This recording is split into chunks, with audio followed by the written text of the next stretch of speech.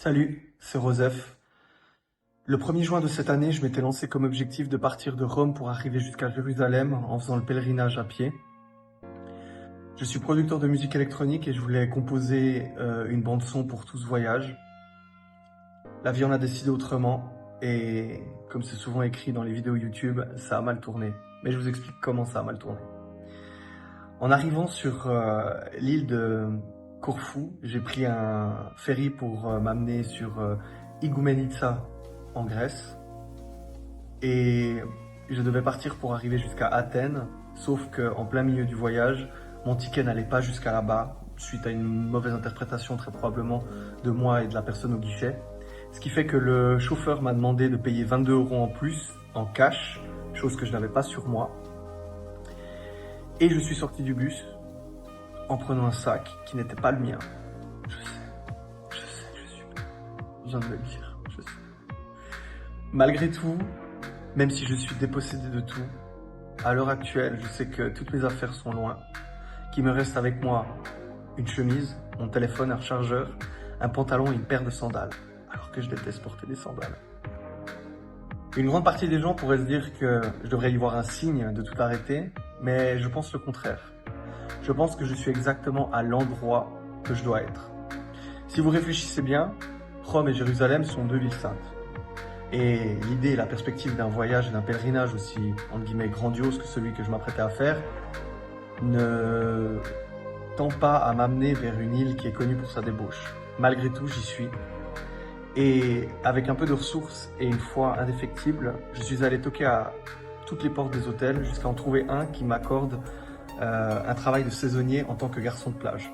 Donc maintenant, je ne suis plus pèlerin, je suis garçon de plage. Et ce, en tout cas pendant les 40 premiers jours de mon travail ici. Et ensuite, je verrai pour continuer la fin de la saison. Malgré tout, ce message s'adresse à 3 types de personnes. Le premier, c'est à ma maman.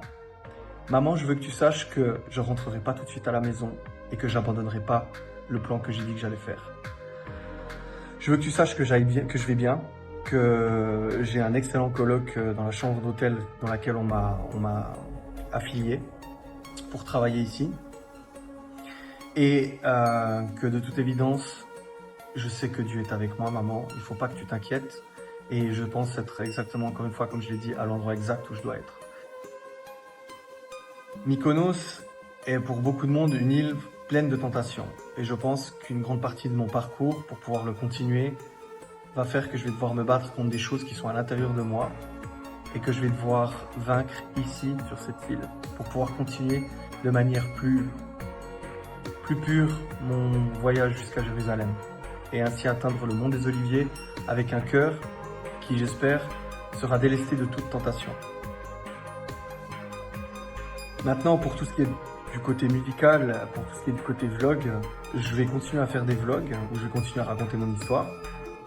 Et pour ce qui est de la musique, j'aurai le temps de refaire de la musique plus tard. C'est pas grave, c'est pas le plus important maintenant. Ce message s'adresse aussi à tous mes amis qui n'ont pas cru que j'allais continuer à faire ce projet, qui ont probablement presque misé sur le fait que ça allait mal se passer, compte tenu de mon manque d'organisation incroyable. Et ben, j'ai quand même envie de vous dire que vous aviez raison. Vous aviez raison, ça allait pas se passer comme prévu. Parce que la première chose qui crève à la guerre, c'est jamais les soldats, c'est le plan. Mais cette fois-ci, je continue. Même si le plan a changé, je continue. La troisième catégorie de personnes à qui j'ai envie de m'adresser, c'est toutes les personnes qui ont un rêve. On aura beau ne jamais couper toutes les têtes de l'hydre, mais il faut continuer à couper. Il faut continuer à y croire. Et ça aussi, j'espère que ces vidéos seront un témoignage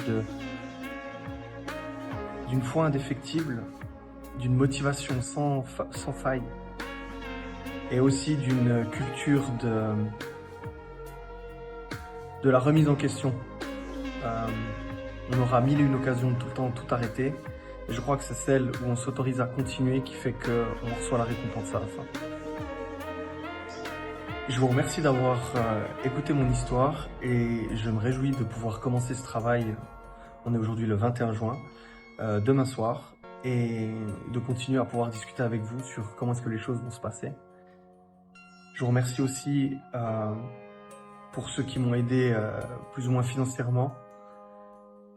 Et je remercie aussi à toutes les personnes qui auront cliqué j'aime et même j'aime pas, à commenter cette vidéo, à partager et à rester avec moi jusqu'à la fin de ce parcours de zéro à héros.